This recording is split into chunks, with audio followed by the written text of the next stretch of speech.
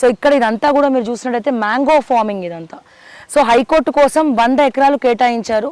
So 100 ఎకరాల్లో ఇక్కడంతా కూడా ఆర్గానిక్ ఫార్మింగ్ జరుగుతూ ఉంటుంది. సో ఇది కూడా పోతుంది ఆఖరికి దీన్ని కూడా మొత్తం డ్యామేజ్ చేయడానికి పూనకం కట్టుకున్నారు. సో ఒకసారి సార్ మీరు చెప్పండి, మీరు ఎక్స్ప్లెయిన్ చేయండి. యాక్చువల్గా ఇప్పుడు హైకోర్టు ఏదైతే అలాట్ చేశారో ఇది ఆగ్రో బయోడైవర్సిటీ పార్క్ లోపల ఇది ఒక భాగము. ఇది యాక్చువల్గా ఏంటంటే ఇది ఆర్గానికే కాకుండా ఇక్కడికి రైతులు కూడా వచ్చి ట్రైన్ అవుతారు. కొంతమంది ఈ మధ్యన ఎక్కువ ఆర్గానిక్ గురించి ఎక్కువగా ప్రచారంలోకి వచ్చారు కాబట్టి ఆర్గానిక్ ఇంట్రెస్ట్ ఉన్న ఇక్కడికి వచ్చి ట్రైన్ అవుతూ ఉంటారు. ఇక్కడి నుంచి మొక్కలు కూడా తీసుకుపోతారు. ఈ వినియోగదారులు కూడా వచ్చి డైరెక్ట్ గా ఇక్కడ పికప్ చేసుకోవడానికి కూడా అవకాశం ఉంది. గోడౌన్స్ ఉన్నాయి. ఇప్పుడు మీరు చూడండి, ఇది కూడా అటువంటి వాటిని ట్రైనింగ్ కానీ లేకపోతే మొక్కలకి ఈ షెడ్స్ అన్ని కూడా పోయే అవకాశం ఉంది. సో అంటే వాళ్ళు మొక్కలు కూడా ఇక్కడ నుంచే తీసుకుంటారు సార్, తీసుకొని వాళ్ళ ఫామ్ లో డెవలప్ చేసుకోవడానికి ఉంటుంది. ఇది agro bio diversity park area. ఇదంతా కూడా ఇవన్నీ కూడా రీసెర్చ్ స్టేషన్స్ ఇవన్నీ కూడా రీసెర్చ్. అందులో ఇప్పుడు ఆర్గానిక్ అనేది ప్రపంచవ్యాప్తంగా బాగా ప్రాచుర్యంలోకి వస్తుంది. దానికోసం ఇప్పుడు మనకు ఎక్కువగా హాస్పిటల్లో అవసరం ఎక్కువ ఏర్పడుతుందంటే కేవలం కల్తీ ఆహార పదార్థాలు.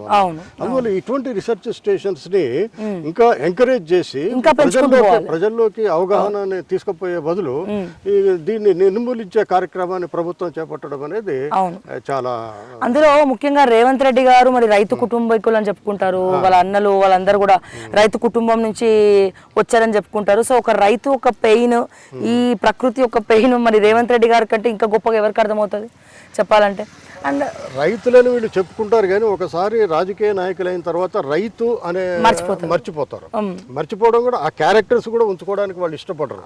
ఎందుకంటే ఇప్పుడు రైతులకి ఇదివరకున్నంత గౌరవం లేదు వాస్తవానికి. ఇప్పుడు రాజకీయ నాయకులకు కానివ్వండి, ఇండస్ట్రియలిస్టులకి, ఈ కార్పొరేట్ ఉన్న వాళ్ళకి కానీ, బిజినెస్ వాళ్ళకి కానీ, ఇటువంటి వాళ్ళకి సామాజికంగా గౌరవం ఉంది. వాడు గంజా అమ్మనియండి, డబ్బులు సంపాదించాడా వాడికి గౌరవం ఉంటుంది. మీరు దొంగసారా అమ్మండి, డబ్బులు సంపాదించారా మీకు గౌరవం ఉంటుంది. కానీ నిత్యం పనిచేసే రైతుకు ఉండే గౌరవం చాలా తక్కువ ఇప్పుడు. అందువల్ల ఏంటంటే వీళ్ళు వాళ్ళ అవసరానికి మేము కూడా రైతు కుటుంబం నుంచి వచ్చినాం, మేము కూడా ఇట్లా చేసినాం అంటారు. కానీ వాళ్ళకి రైతులకి వీళ్ళకి ఏం సంబంధం లేదు.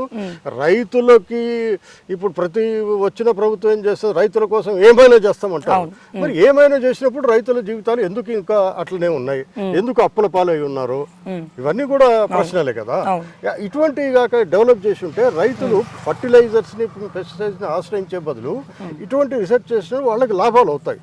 వాళ్ళకి వచ్చే ఆహార పదార్థాలు ఆర్గానిక్ ఉంటే ధరలు వస్తాయి, వాళ్ళు కొంత బాగుపడడానికి అవకాశం ఉంటుంది. కానీ ఇటువంటి వాటిని విధ్వంసం చేసి మేము రైతుల గురించి పాట పడుతున్నాం అంటే మాత్రం అది చాలా ఆశ్చర్యాన్ని కలిగిస్తుంది. చాలా అవును సార్. సార్ ఇంత జరుగుతోంది కదా, సో దీంట్లో గొప్ప స్టూడెంట్స్ చదువుకున్నారు.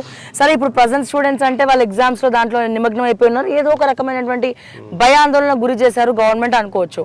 కానీ ఇక్కడ చదువుకొని వెళ్ళిన వాళ్ళు ఎందుకు చప్పుడు చేయట్లేదు అంటే, ఇక్కడ చదువుకున్న వాళ్ళలో చిన్నారెడ్డి గారు ఉన్నారు, వనపర్తి మన మాజీ ఎమ్మెల్యే చిన్నారెడ్డి గారు ఇక్కడే చదువుకున్నారు, ఆయన అగ్రికల్చర్ స్టూడెంటే. తర్వాత రంజిత్ రెడ్డి గారు ఉన్నారు, మొన్న చేవెల ఎంపీ నుంచి కంటెస్ట్ చేయడం జరిగింది. సో లీడర్స్ ఉన్నారు, రాజకీయ నాయకులు ఉన్నారు, పాత విద్యార్థులు అందరూ కూడా ఎందుకు దీన్ని అడ్డుకోలేకపోతున్నారు? మరి ఇదే పార్టీలో ఉంచి ఉన్న వాళ్ళు వాళ్ళన్న సలహాలు చెప్పాలి కదా. వీళ్ళు యాక్చువల్గా ఎమర్జెన్సీ తర్వాత చిన్నారెడ్డి గారు ఇక్కడ యూనియన్ ప్రెసిడెంట్ కూడా. Union president? మరి ఆయన యూనియన్ ప్రెసిడెంట్ అయ్యండి మరి ఆయన మాట్లాడకపోతే ఇప్పుడు మీకు సిపిఎం లో ఉండే వీరయ్య ఉన్నాడు, ఆయన రాష్ట్ర కార్యదర్శి వర్గ సభ్యులు, మొన్నటిదాకా నవ తెలంగాణ ఎడిటర్ గా కూడా ఉంటాయి. ఆయన కూడా ఇక్కడ స్టూడెంటే. ఇప్పుడు రంజిత్ రెడ్డి ఇక్కడ స్టూడెంటే. ఇంకా అంతర్జాతీయ సైంటిస్టులు కూడా ఇక్కడ ఉన్నారు. ఇక్కడ చదువుకొని వెళ్ళిన వాళ్ళు ఉన్నారు. యాక్చువల్గా ఏంటంటే ఇక్కడ ఉన్న వాళ్ళు అమెరికాలో చాలా మంది ఉన్నారు, యూరోప్ లో కూడా చాలా మంది సైంటిస్టులు ఇక్కడ ట్రైనింగ్ అయిపోయి ఉన్న వాళ్ళు ఉన్నారు. కానీ వాళ్ళకి పూర్తి విషయాలు తెలుసో తెలియదు. ఇక్కడ రాజకీయ నాయకులు ఎందుకు స్పందించకపోతున్నారు అనేది మనకు ఆశ్చర్యకరమైన విషయమే. ఇప్పుడు రంజిత్ రెడ్డి ఉన్నాడు అనుకోండి, రంజిత్ రెడ్డికి బిజినెస్ లో దీనివల్ల వ్యతిరేకించడం వల్ల ఆయనకి ఏమైనా లాభం కలిగితేనే వ్యతిరేకిస్తాడు తప్ప, వాళ్ళు ప్రజల కోసం అని చెప్తారు కానీ వాళ్ళ సప్రయోజనాలకు ఏమన్నా దెబ్బ తగిలితే మాత్రం అప్పుడు ఆలోచిస్తారు. ఇక్కడ ఈ ల్యాండ్ పోయింది అనుకోండి, ప్రాబ్లం వచ్చే ప్రాబ్లం లేదు. చిన్నారెడ్డి లాంటి వాళ్ళు పట్టించుకోవాలి. ఆయన పెద్ద బిజినెస్ మ్యాన్ ఏం కాదు, అవును.